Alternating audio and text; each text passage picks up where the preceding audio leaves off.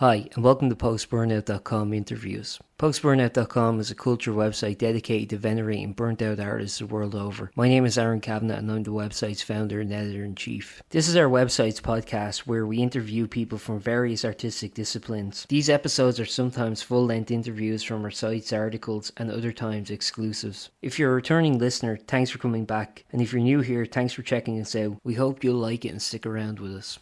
In this edition of Post-Burnout.com interviews, Devine, the lead guitarist of the Naas alternative rock band Blue Slate, discusses his journey into music, how Blue Slate formed and started releasing their music, their shift away from hardcore, their latest single Prospect, and more. Hello. Hey Pierce, how's it going? Hey, how are you? Good. It's nice talking to you. There we go. Hey. Hey. Yeah, the first thing I was going to ask, just quite simply, as kind of like I guess an introductory thing is, how did you kind of get into music yourself, and kind of what made you want to become a musician? Um, for me, I really got into it through my dad. Yeah, A lot of it really because obviously, like most people, I kind of grew up listening to what my dad was playing really because obviously I didn't have a notion of what music actually was or what bands were around right. past or present, like when I was a child. So kind of like whatever he was playing in the car, whatever he's playing around the house, or you know that sort of stuff. So like kind of really through him, I got into it. Like with kind of listen to King Leon and Velvet Underground and stuff like that. Even like weird stuff, like Yeah, complete opposites, but like loads of weird, like different things. Um, that's a good range, though. Actually, in terms of like Velvet Underground to Kings Leon, that's like 'cause I know we kind of use that a lot and or try to because a lot everyone in our band's kind of similar in that regard, where um, especially in terms of songwriting, it's kind of we have such a weird range of influences from yeah, like everything from 60s to 90s to even stuff now like Shame and Fontaine's obviously and stuff like that. Like it's kind of we try to use all of it to I don't know influence us in a way I suppose, but like we obviously all try to write our own in our own sort of style yeah. to keep our own thing kind of going. But it's more as inspiration I'd say to Yeah. even kind of get into this. Yeah, when it kind of came to like actually like coming together as a band, I mean, was there a kind of consideration from the get-go of like, okay, this is what we're kind of gonna be like, or was it kind of just like playing together and just seeing what kind of came out of it?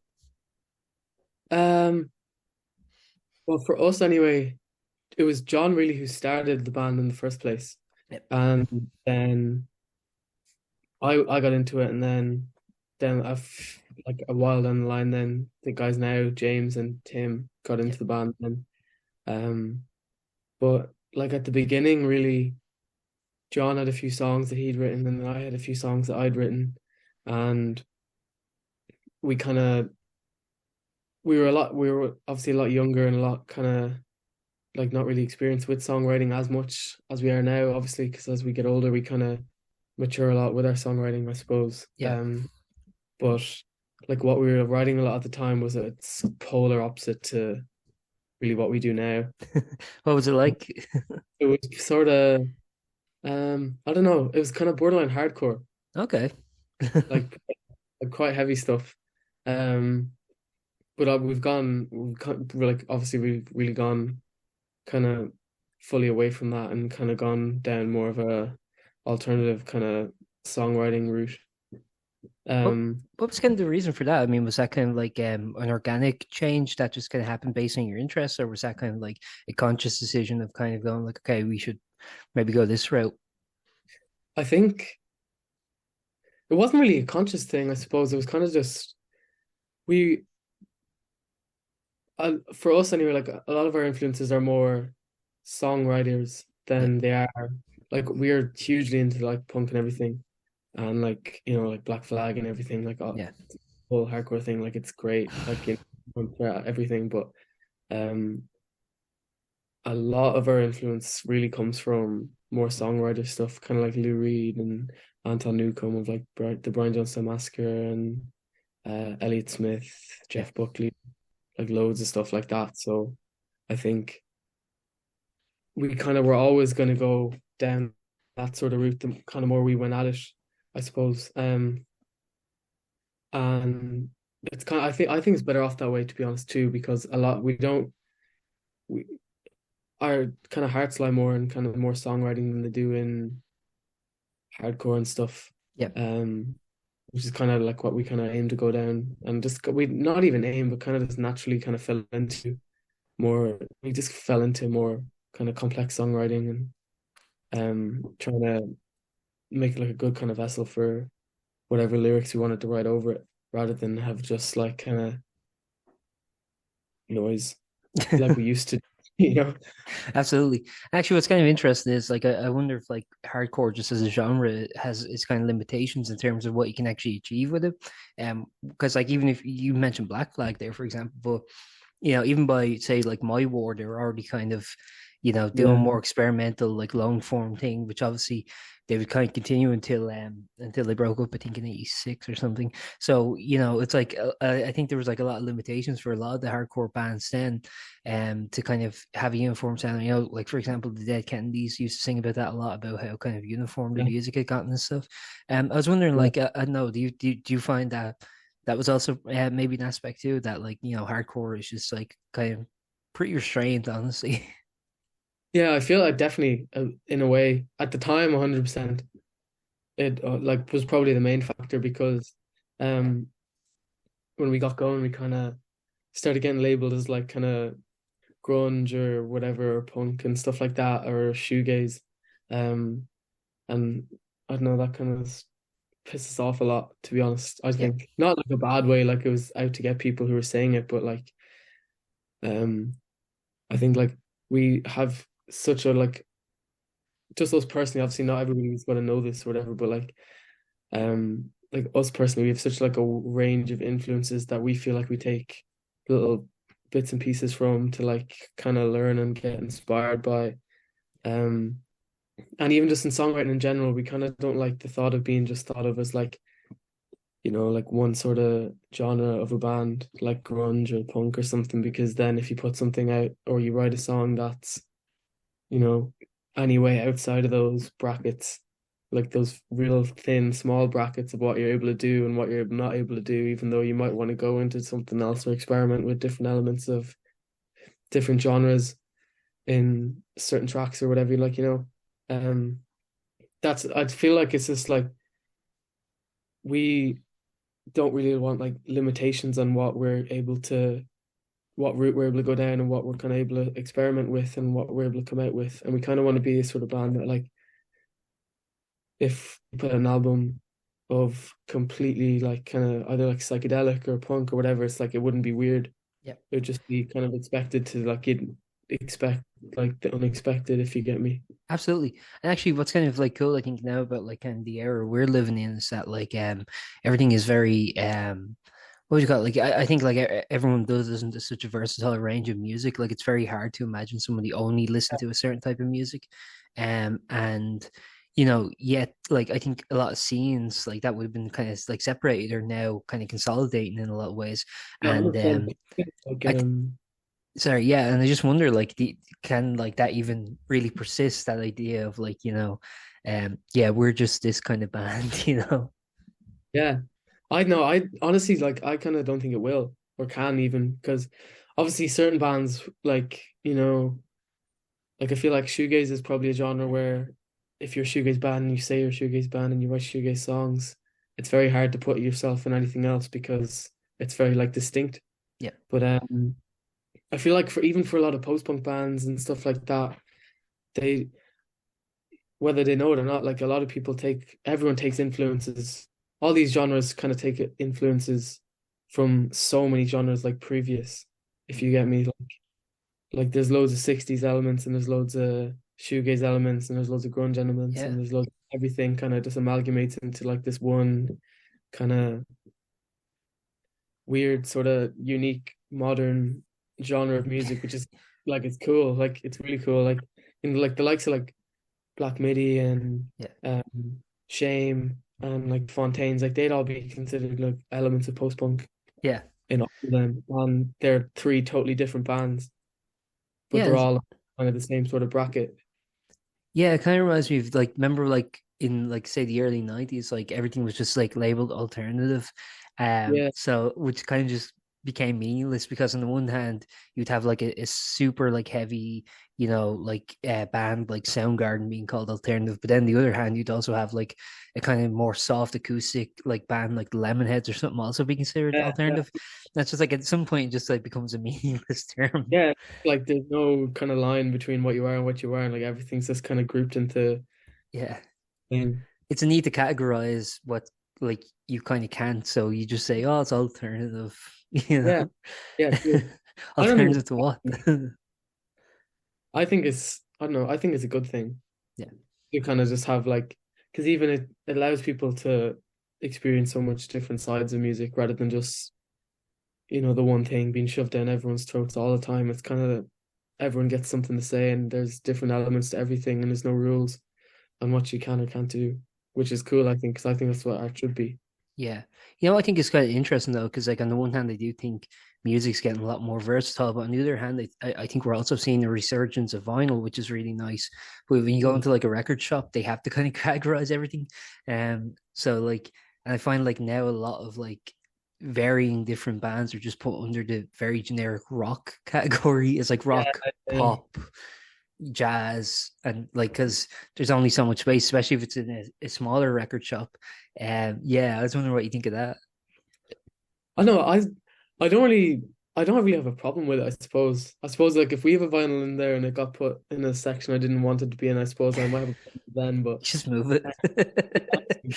um I think it's great that like even just regardless of categories, I think for vinyl to come back how it is Yeah, and for all the shops to be kind of like epicenter of kind of the music scene or whatever, it's really cool. Because like yeah, even if you go into Dublin or whatever, like all the shops have like they all obviously their whole corporate thing and all the like A to Z thing of all like the classics and everything, but then they also like most of them anyway have a section for like independent artists or Irish artists, yeah, which I think is really cool because for people who aren't really like involved in like the Irish music scene or aren't really into it or just don't really know it like its existence, I think it's really cool that you're able to go in and like see that even stuff for someone who's like maybe someone who's young or someone who's just not really interested in it, like it's cool to be able to go in and see that there are people here who do music and it gets printed and it's all in vinyl and it's there for you to listen to if you wanted to, yeah, and you just kind of have to go find it. I think that's really cool, and that's why I love our record stores because I feel like a lot of them are very supportive of kind of like local scenes and just kind of home bands, like Irish bands, which yeah. is cool because like when you go online, obviously it's a lot different. And it's a lot harder to kind of for Irish people to be supportive because you don't really have the control over it. Yeah, no, absolutely. And I think like yeah, as you're kind of like mentioned, it kind of like it's a great entry point too for like younger artists and stuff. I want to actually ask something because you kind of going back to what you were sort of talking about a little bit before. We were talking about like the kind of infusion of like past music, like you hear it in the modern music.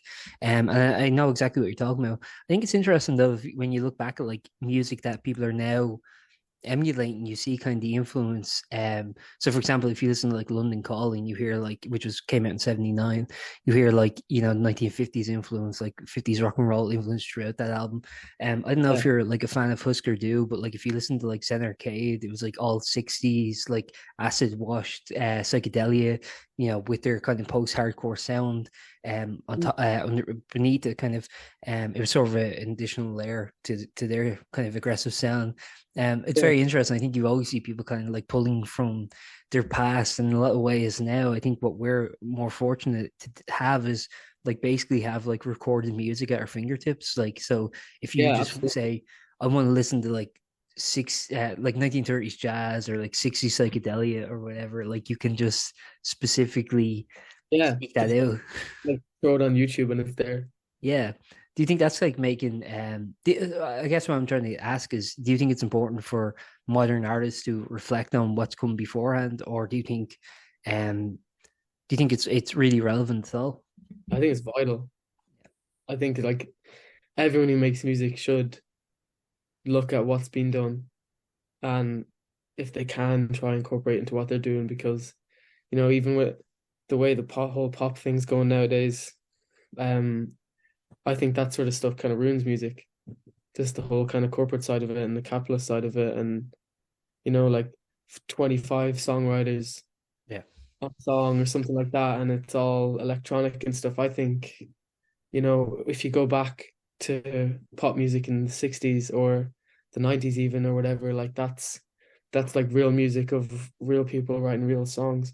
Yeah. And even in the 60s particularly, because the whole rock and roll thing kind of spawned around then, and they're kind of like the godfathers of what we have nowadays. Yeah. Like, even in terms like the noise from like the Velvet Underground and songwriting with the Beatles, and like Jim Morrison, like even just stage presence, or Totally. like and like Yeah.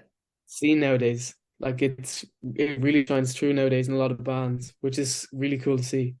Yeah. Um, I think it's absolutely vital for people to kind of not let the past be the past and forget about it. I think it should be like 100% incorporated into everyone's music if they make music, or just if you're on the work going to, like, if you're just driving in your car or something. Like, I think you Yeah. should get to experience it and like kind of give it a go at least. Totally. I think And that's real. yeah, totally. And so when you were kind of like learning guitar yourself, would you have been a teenager when you were learning guitar, or how old would you have been roughly? Yeah, I was Sorry, and was it your first instrument guitar? guitar. Oh, I think it was by like a year, because Okay. yeah, um I yeah, it was.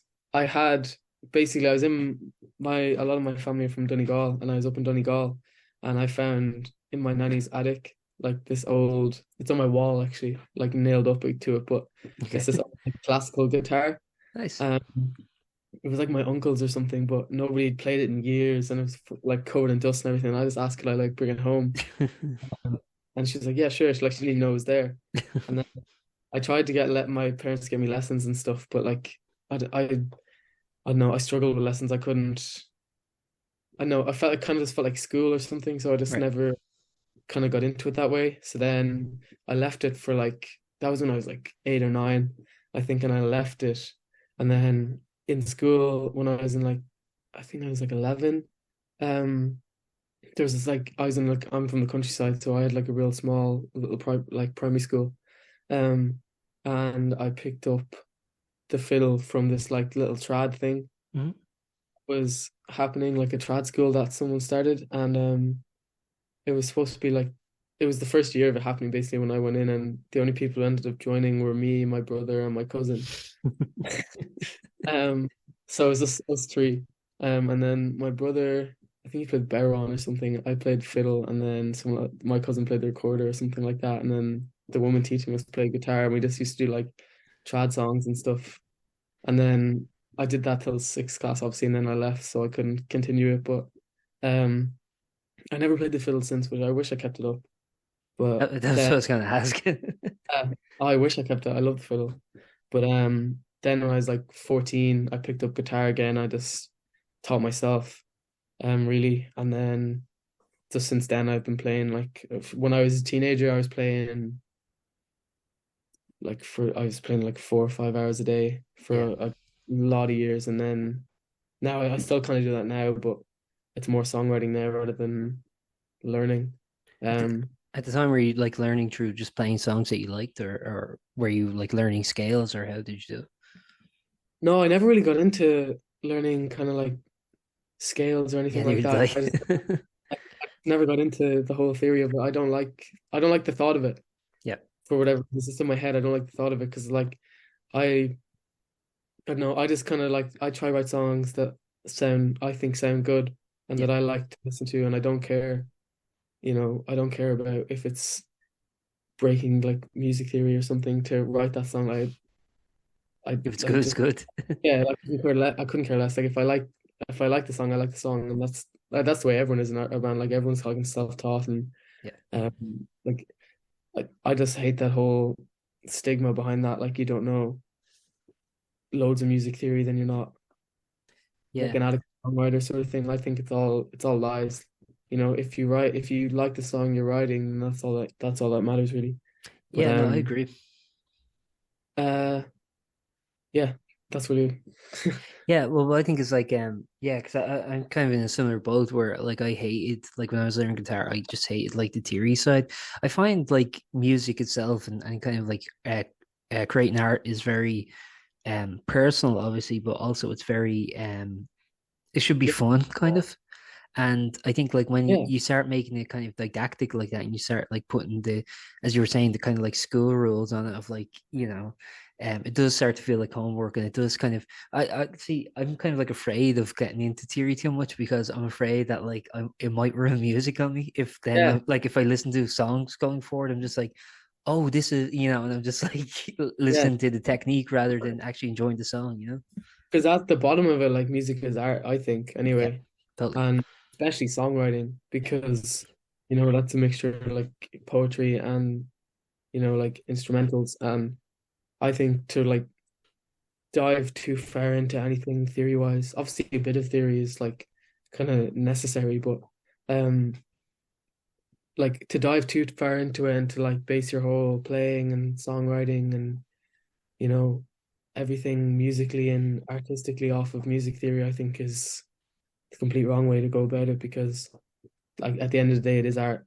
Yeah, And if you want it to be thought of as art and if you want it to actually have artistic value, then you should just write to please yourself and to please the song, whether yeah. that be writing the music and then writing the lyrics, or writing music that's fitting to the lyrics or whatever you already have. But I don't think music theory should be like a top factor. I think if you have a song that's about something meaningful and it's written well, then that's all that matters. Yeah, absolutely. And I have to ask then, so like when you were kind of like learning songs at that point, like what kind of artists were you like whose sort of music were you playing? Because I do find that's a huge factor too. It's like sometimes I think people like learn guitar and they're listening to, I don't know, Van Halen or something, and they try to like emulate that. It's like, no, that's not a good starting point. It's like you have to kind of be realistic. I know a lot of people actually find like their first band was like Metallica, and so I know a lot of guitarists whose like first ones were just like emulating like James Hetfield or something, and Yeah. surprisingly, like it worked kind of. Yeah. Um, I was wondering for you, like, what was kind of like, what were you, who were the guitarists that you were trying to play? Like, I The first band I learned like basically every song was Nirvana. yeah, That like obviously because it's quite simple songwriting, like it's great songwriting, but like for a beginner it's kind of like an easy kind of gateway into learning songwriting, because it's such amazing songwriting. It's like really powerful songs, but it's done in such a simple way that it's kind of like inspiring almost to learn them all, yeah, because it's just mainly power chords. yeah, Like it's just the way it's arranged and the way he writes lyrics and the way his vocal presence was and the stage presence and all. I'd just be watching videos or whatever that, and I'd be like, yeah, I'm gonna like just try and copy him or whatever sort of thing. But yeah, that like I learned almost every song, not every song, but almost every for like a good while. That's all I was kind of really doing. Um, and then I learned a few Kings of Leon songs, obviously, because that was kind of the next thing for me to go into when I was like 14. Because my dad, like, that was kind of when I was a child, I used to like kind of think of myself playing all like the first Kings of Leon album. I used to kind of like picture myself playing them, yeah, you know. Before I knew any instrument, I just thought it was cool, and I loved the music, and I grew up with that music, so it's close to my heart. So I kind of learned all that sort of stuff, and then after that, it was just kind of a range of stuff. Like whatever I was listening to, I just either try to figure it out myself or just look it up and get tabs or something like that. But it just kind of went from there. So everything I wanted to learn, I learned, and then a lot of the way I learned really was songwriting as well. Terrible songs at the start, obviously, but everyone's is. yeah, song trying anyway. Yeah, Um, which that's the most important thing, I suppose, because you're never going to learn unless you write terrible songs absolutely. for quite a while. But um, yeah, that was really it. Like a lot of it was songwriting for me to try learn, because say if I learned like a Nirvana song or something like that, or a Kings of Leon song, I'd try write something like similar but in my own way. And using different chords or whatever, a different key, and then see what I come up with. And then sometimes it was good, and sometimes most of the time it wasn't very good Yeah. until I got to the point where I was like decent at playing guitar and like knew my way, kind of knew what I was doing a little bit. And then from then I kind of went away from learning songs and just kind of dove really into writing for like quite a few years. One thing I was wondering actually, because you were talking about like when you started learning guitar, you were learning an acoustic, which I think most people do. When you then did the transition to electric guitar, did you find that difficult then? Because like I always remember like transitioning to electric guitar, and just being like, oh my God, like this sounds like shit, and I like because like I'd be listening to records and being like, why can't I get it to sound like that? And obviously I was like playing on a really shitty amp with a shitty guitar, you know. Yeah, So it's like, did you find that was a thing like first, like in terms of like actually getting the tone that you wanted? Because actually you were mentioning like Nirvana and Kings of Leon there. I mean, like their guitar tones are very different. Like, yeah, again, distinct. depends on the era, right? But like when I think of like the first Kings of Leon album, it's like it's pretty clean. And I suppose Nirvana had some clean songs too, like about a girl and to some degree, like Come As You Are used a chorus pedal, but Yeah, it's a pretty clean song. But like yeah. I guess like Nevermind in general is probably their cleanest record, but yeah. yeah. I was wondering, did you find then like trying to emulate the different tones, was that a difficult thing or? Um, it it was kind of more frustrating Yeah, than I think because I got when I think I was 14, I suppose. I started learning again when I was like 14. Basically, I picked up guitar properly for the first time, not really messing around when I was a child, but like properly to learn yeah, when I was 14. Um, I think that year I got my first like crappy electric starter kit, like 75 euro or yeah, yeah. something. I've had Tiny them. 10 watt amp with Was like it a, was it a knockoff Stratocaster? yeah, black Yeah, one. same, same. Blackout. Cool though. I use it for parts now, funny Okay, enough.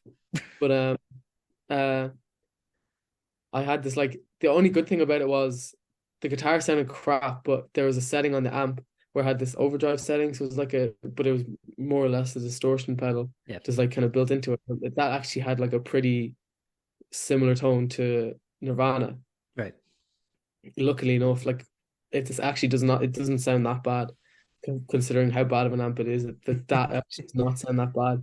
Would it But sound like bad Bleach era or yeah? It yeah, was a Bleach picture Air, in Bleach once you it's got said like that. Cold Harbor and stuff on it, and I was Yeah, like, oh yeah. yeah, identical for school.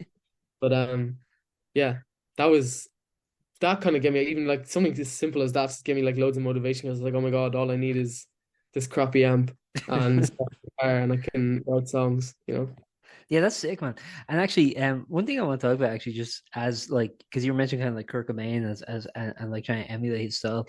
What I think is interesting about Kurt Cobain is that like a lot of people say like his riffs are very simple, and I guess they are, but like what I always find really impressive if you listen to him is like how he was able to play those riffs and sing simultaneously. You were mentioning school, like that's one of them where it's like it's difficult. You're in high school again, being keeping that riff going, Yeah, and then also like Come As You Are, like most people play that song, they do the intro riff and then just switch to chords. But if you actually listen to how yeah. he played it, he was doing the riff the entire time, like and singing simultaneously in like heart shaped box and such. I was wondering, like, what do you think of like Kurt Cobain as a guitarist? Because I think like I think like you can't really divorce his guitar playing from his singing. I think like the two were always in tandem together, and I think that's what made him such an interesting musician, songwriter, and stage presence. Yeah.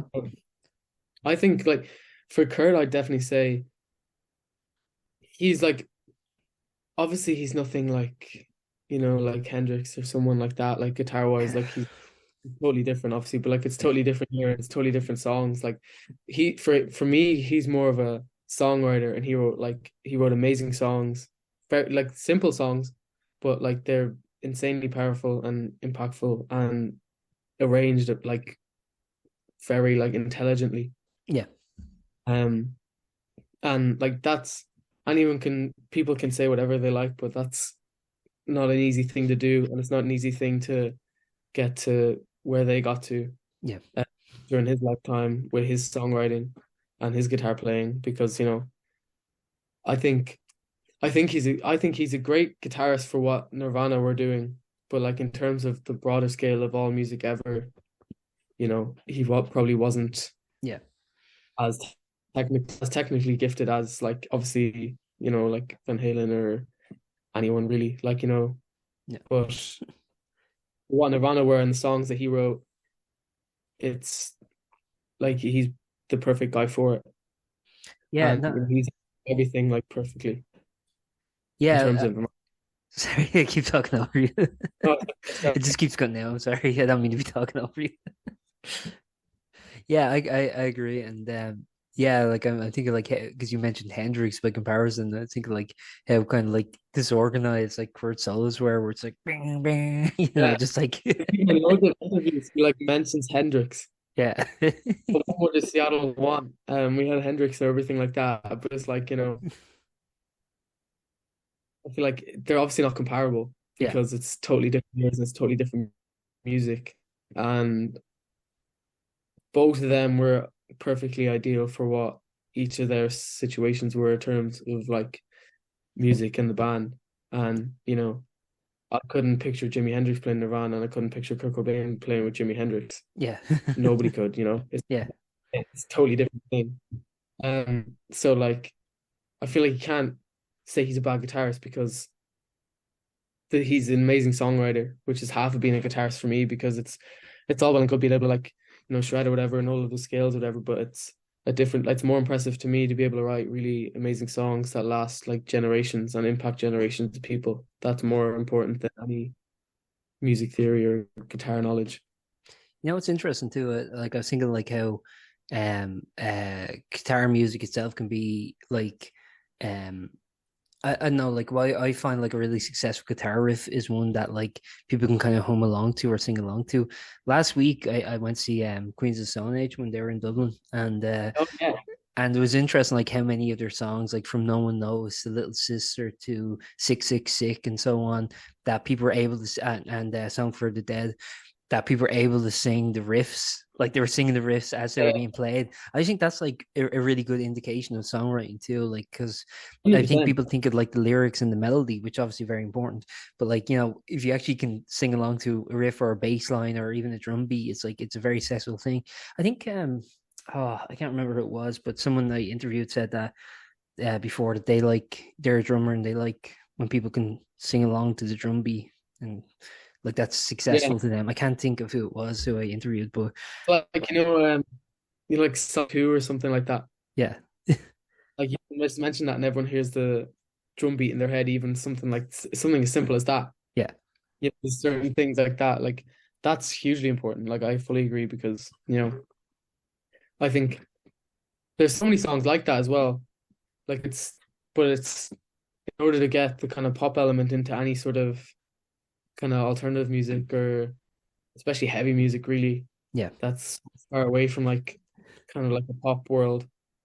Um, to have something like that, if you create catchy riffs like Smashing Pumpkins or even something like that, yeah, yeah. all They their have like that. like they have a lot. Stuff like that. Like if you create stuff that sticks in your head, that's you're doing something right songwriting wise anyway. Yeah, I agree. Like it was always like when I used to songwrite myself, that's how when a song I wrote will get stuck in my head, I'm like, shit, that's a good song or something. Like that's how Yeah, you know you made something good, yeah, is when it's 100%. getting stuck in your own head. I want to talk about Blue Slate then, obviously. So yeah, a lot of the stuff we're discussing here, I mean, were these considerations that were being put in when starting the band in terms of like the songs you guys were going to make, that there was going to be a kind of melodic element to it, or a kind of euphonious element to it, or was it did it just kind of like happen organically? Was it just kind of like, let's just get together, riff, and see what happens? It kind of well, I'd known John since I was young. Yeah, And John obviously like had the idea to start the band and then he kind of went about doing that himself. And then he asked me to join the band and then I did.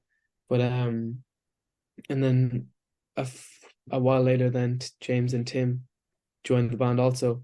Um but that was kind of after we'd already started. But like in terms for like the very beginning of like songwriting wise, there was no real discussion about sort of what way we were going to go down. yeah, And in terms of songwriting, we kind of me and John, like I'd have my own way of songwriting and John would have his own way of songwriting. And we'd obviously all taken influence from completely different people. But like obviously a lot of similar people, but like a lot of completely different people that neither of us. So like our own songwriting in general, it's way different to each other's, but we just kind of found that it gels quite well. Mhm.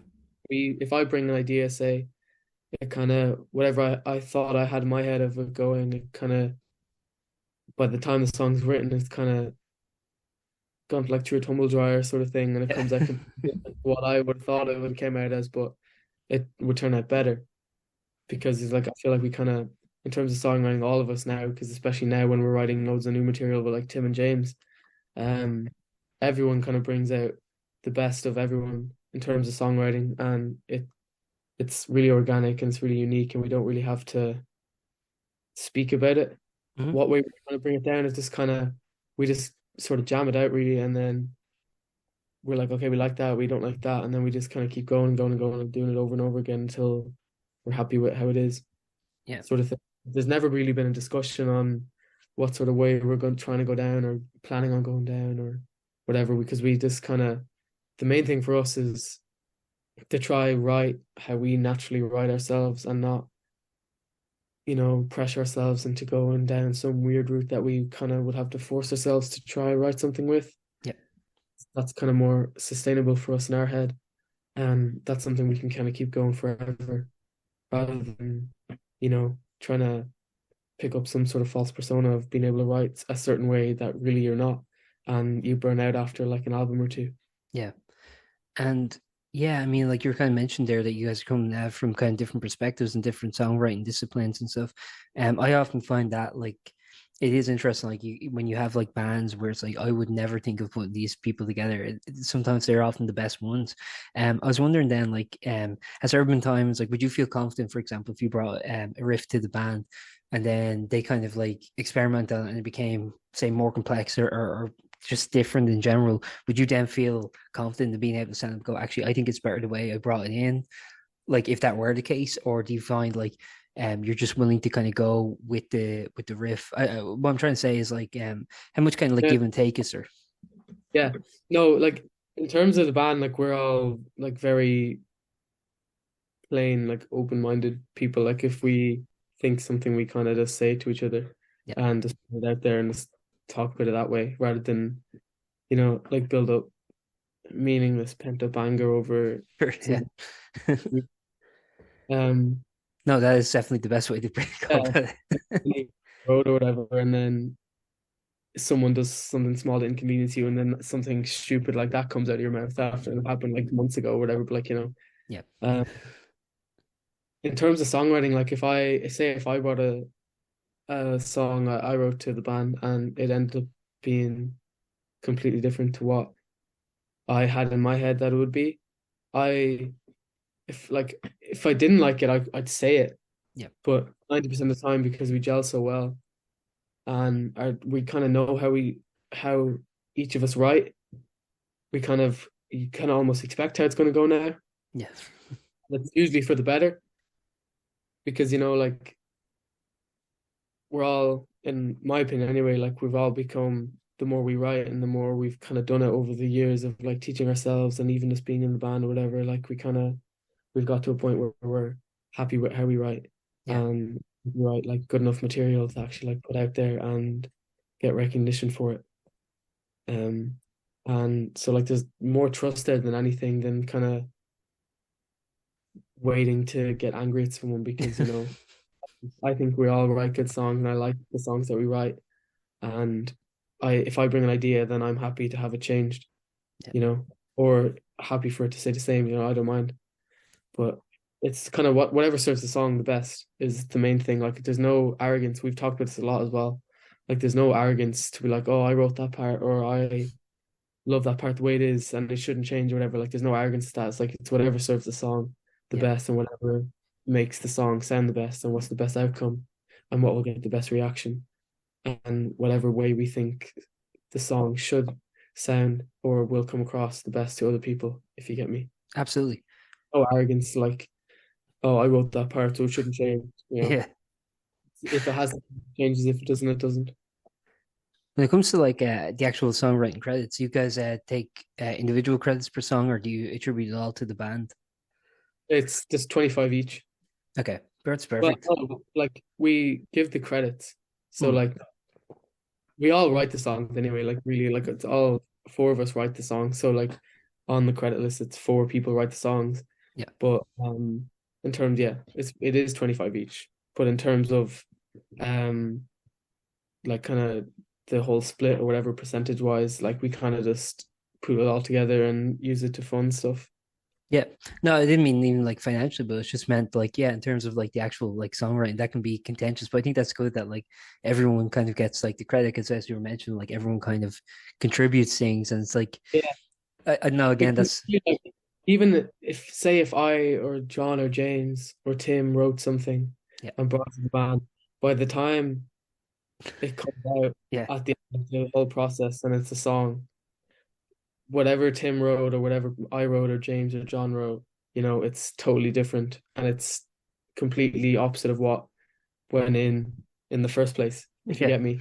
I do. So like, it's always, regardless of who comes up with the general idea, by the time the song comes out, it's the song is the four people in the room working together Yeah, to create it rather than one person writing it you know and I think it just creates like unneeded politics like in the band yeah, to be, an arsehole over songwriting credits because like it's stupid really because like it's at the end of the day like when we play a show or whatever, if we're on the road or if it's recorded and it's on an album, people are listening to the song, they don't really care yeah, what type of song someone wrote. yeah, It's regardless of it, it's the four people put the work into it, and the four people are the ones going to be the ones playing it live, and the one's going to be on the road playing it live, and that's the only important thing. So it's always going to be 25 each. that's really cool because I think like if any band is being honest, they would say that's the same too. Um, what I want to talk about then also then, so when it actually comes to your music then, so the first single came out, I believe it was in March, right? So it was Wipers, Yeah, which actually I don't know if it's was that an intentional reference to the band, the Wipers, or so no, that's what made me think of. we've been asked that a few times though, but it Oh, wasn't. really? Because their band actually has really like we were talking about earlier, that kind of like riffs you can hum along to. Oh yeah, yeah, Yeah. true, yeah, they do So really. yeah, so sorry. So I was just gonna ask like what so what did you decide on that as like the debut as kind of like the introduction to the band? Um, I honestly don't know. I just really we kind of thought um it was more me and John at that time because James and Tim hadn't really joined into the band at that stage. Hmm. But we just kind of thought, it was relatively new when we'd wrote it. Yeah. Um, and we just felt like, it would translate quite well on a record Hmm. sort of thing. Just every like lyrically and songwriting wise. And there's a lot we could do to kind of, I don't know, I was just really more so was kind of more excited to record that one Yeah. first, if you get me. And yeah, that's just really how it happened. And then it kind of came from like because you mentioned the band's been around kind of for a while. How what's the kind of time difference between like the band actually forming to getting the first single out? Um, well, the band formed, well, like the band kind of, we got together. I joined the band around a year and a bit ago, I think. Yeah. I honestly don't really remember. It's a year and something. But then a few months before that single, anyway. And then the band as it is now, really, we've only kind of properly got going this past year, like since March. Okay. Um, and then this whole year, we've just kind of been flat out since the single. Kind of trying to establish ourselves a little bit into the whole scene and like music in general and just trying to get our names out there sort of thing. Yeah. And prepare for next year. Um, but yeah, so it's about a year and a bit really, but then this year, like 2023 really is the year we kind of got going. Yeah, and then between the first single and Prospect, which was your most recent release single that time was discussing here, yeah, what was kind of like in 2023 in between then? Because like obviously when you drop your first single, I mean that's like such a big deal, and you have something out there, and then I think there's always the expectation, well, what's next? What's you know what I mean? Yeah.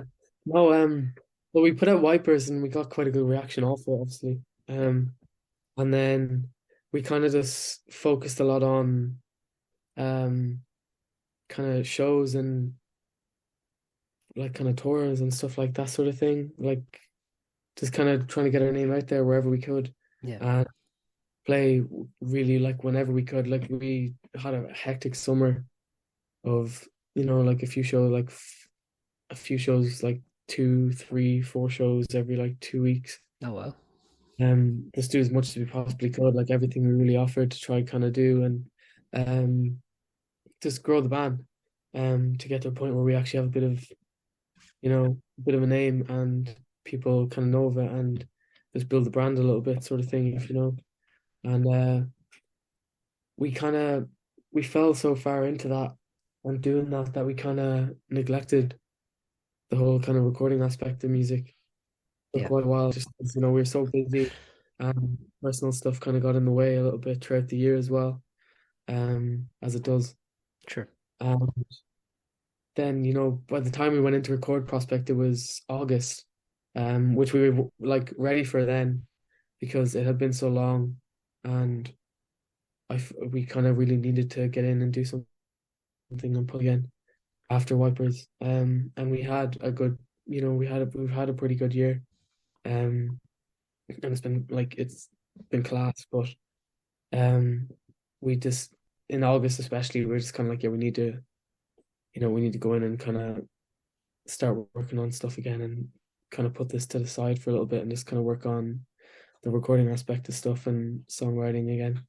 Yeah, and then like in one way, I mean, I think like the live and the production kind of like it always does kind of like uh aids itself. Did you find that you were able to get more opportunities when once you had sorry, more live opportunities, that is, once you had a single out, and simultaneously when it came time to record the follow-up, did you find that the practicing that you guys have been doing essentially just through live gigging tightened you up when it came to recording the second one, or was there even a noticeable difference between recording the first single versus recording the second single?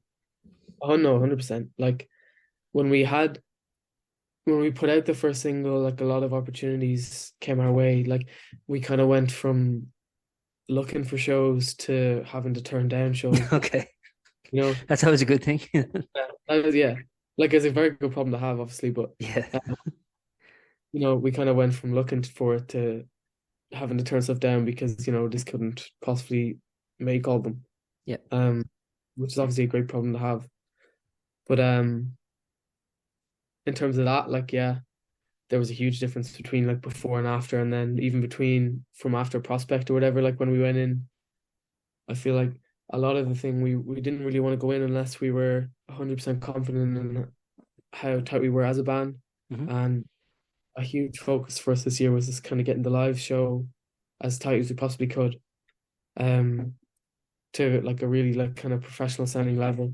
yeah, Um, so that when we do go into record, it's kind of seamless and everyone knows what they're doing and everyone knows the songs, every song like the back of their hand, yeah, which is how it should be because if you want to do it, then you may as well do it right. And there's no point in doing it if you're not going to do it right at all.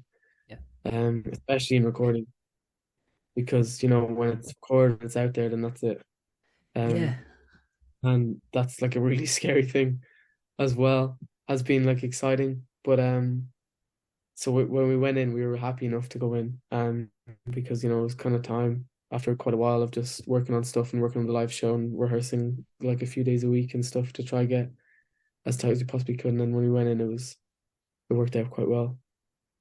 Do you often find like also like that you're potentially honing the songs too? So, for example, if you let's say for example you have a quick turnaround rate between, I wrote this song and then we're going to record it, versus like okay, I wrote this song, now we're going to play it live for a couple of months and then we're going to record it. That you're able to kind of like work out the kinks of the song. That you're able to kind of have it more fully realized to what it is you want actually on the record going forward.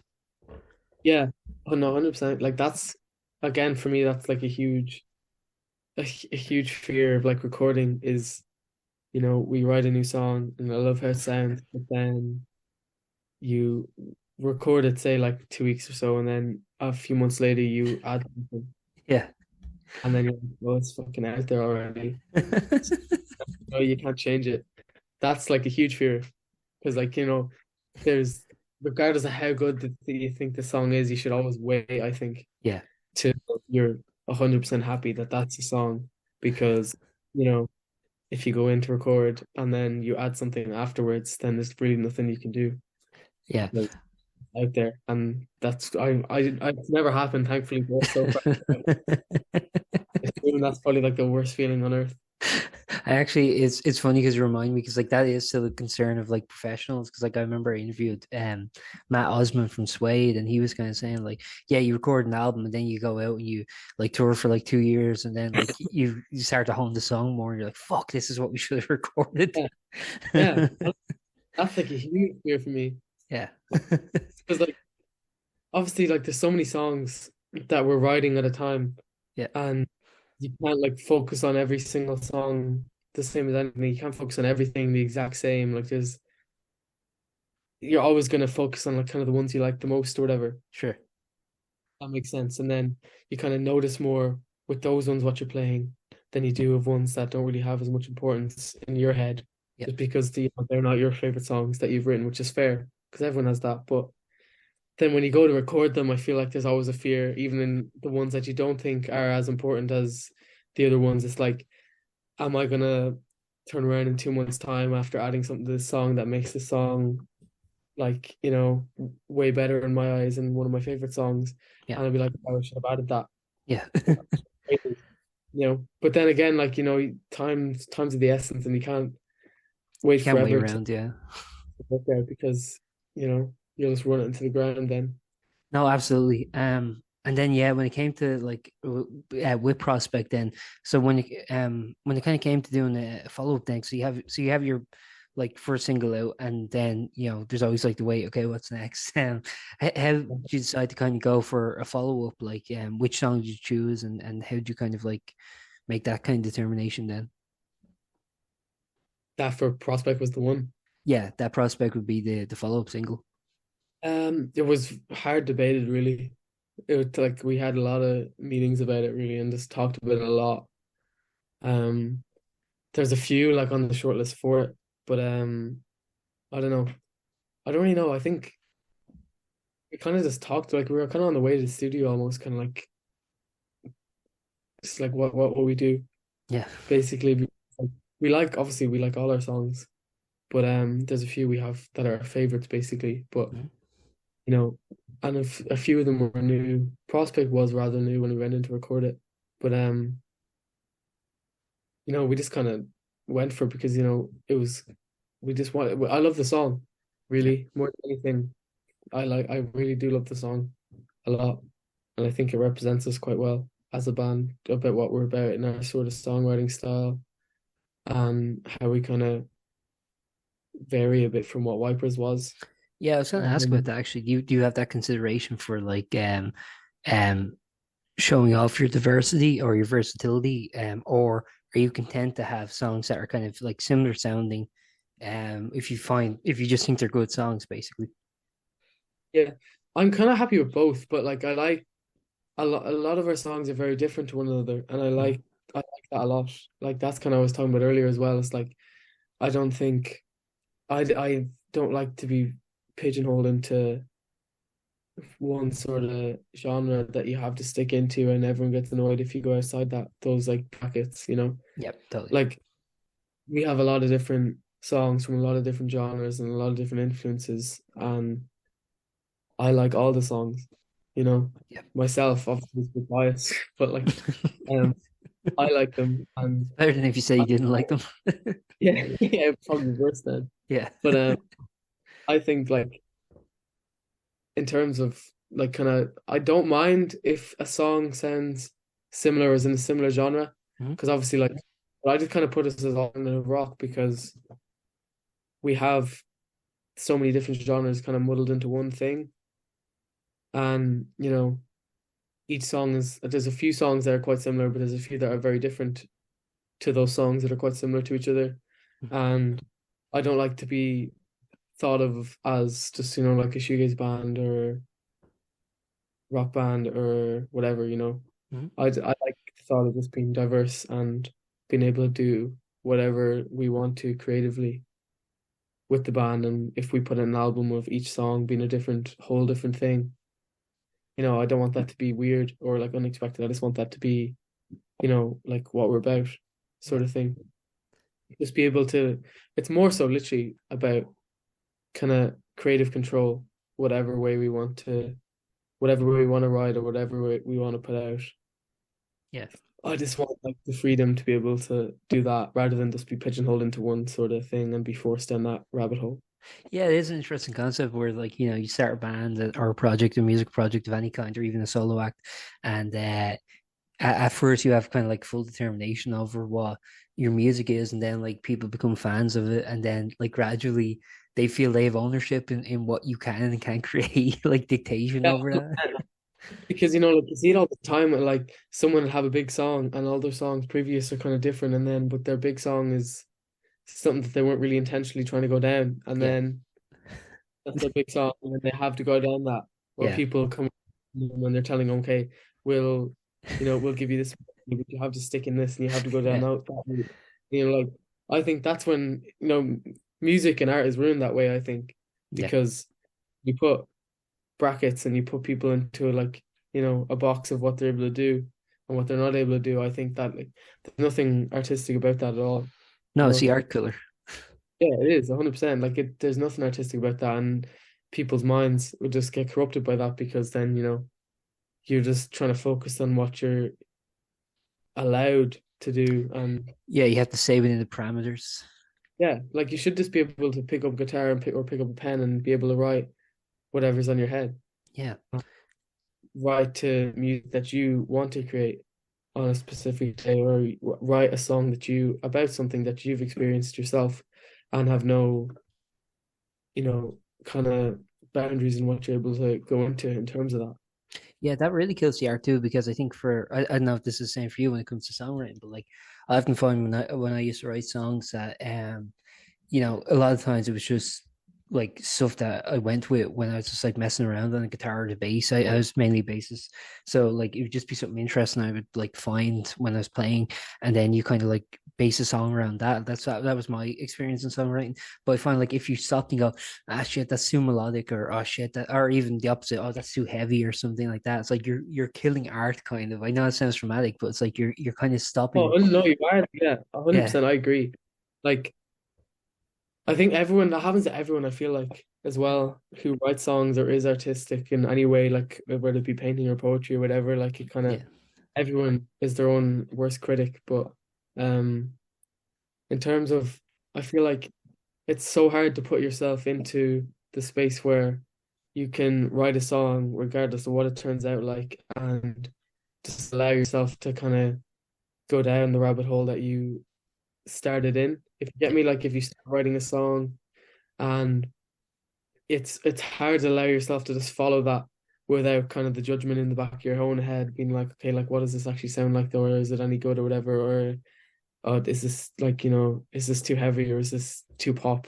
yeah, It's like it's so easy to get in your own head about your own art, and yeah, obviously everyone's their own worst critic. Um, but I think the main thing is to just try and let yourself go down and just follow the songs wherever it ends up, and you can always change it. But just allow yourself creatively to just go wherever your mind takes you, sort of thing. yeah. And wherever you naturally go, just like follow yourself down there and see what happens and see what comes out like. And if it comes out shit, it's shit. Yeah, But if you yeah, want to change it, you can change it. yeah. It's not the end of the world. Oh yeah, totally. Like I've definitely written songs that just have had like a single riff that just like didn't lead to a chorus or a verse. And it's like sometimes that happens. It's a great riff, but like I can't do anything with it beyond that. A lot of songs take a lot of work, Yeah, It takes a lot of time. Like, it could take weeks. yeah, A lot of our songs is taking weeks to write, months to write. You like sometimes you get so annoyed at a song that you just forget about it, and then you come back to it in like a few months' time, and then you work on it again, and then it works out. yeah. Like, there's no rush on it. And that's There's the no, other cool thing about being in the band is like you have those building blocks where it's like, shit, I don't know how to transition this song to the next thing, and then like maybe the drummer just hit a fill or something. You're like, oh shit, and like stuff kind of comes together like that. It's a very organic I know it kind of like I think it's one advantage of being in a band versus doing things as a solo artist that with the input of other people, songs do take in different form. Like I don't even know how to describe it because I'm not a drummer, but I remember like one time being in a band, we were doing a cover of Tainted Love, and the drummer just like did this thing in the chorus, and it like totally just changed the entire atmosphere of the song, made it like way better, and Yeah, it's that kind of cool experimentation of collective progress, I guess, or collective. yeah, no, Uh, 100%. I think yeah, it's like I think it's really important to find guys who you're like creatively connected to yeah, and who are like creatively active like themselves and have their own opinions and have their own ideas rather than just, you know, I'm the boss and right. I'll play or whatever, you know. I Sure. think it's really important to like test each other creatively and songwriter wise and be like, what if we did this or you know, and Yeah, just kind of not mess with each other, but like, you know, just see what happens if you like change something up because just kind of like I think it just adds a lot to people's creativity because in terms of us, you know, like the guys test my creativity a lot and kind of push me to places and like force me into things that I don't know if I'd actually go into if I was just, you know, writing a song myself. yeah, Um, and it's for the best always because, you know, you get something out of it that's totally different and unique that I might not have done before. And that's what like the band is, yeah, you know, and it creates something unique out of all of our influences and of all of our songwriting that hasn't really been heard of before, you know. yeah. And you know, I think it's for like stuff like that, like testing each other creatively and finding guys who are like kind of in unison with that is hugely important.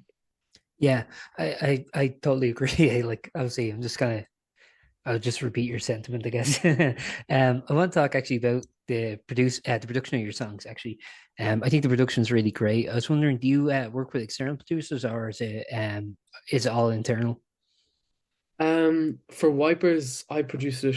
Okay. Uh, For Prospect, we had our friend Ben in a band called Petrichor.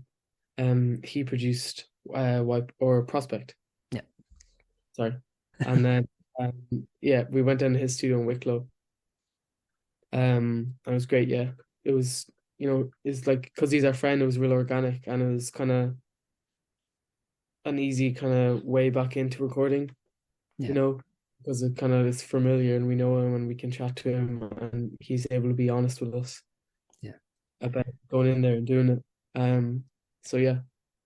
I was wondering too, because like we were talking a lot about how like the songwriting elevates when you have people bringing their own parts together.